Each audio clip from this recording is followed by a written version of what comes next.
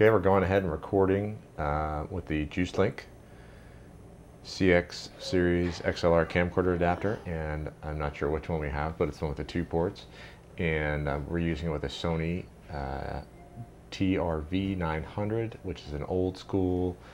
digital video camera recorder, but it has the ability of doing 16:9 aspect ratio, which is pretty nice, progressive scan, and 16-bit audio. So let's see how this sounds and how much of that noise in the background we're picking up right now.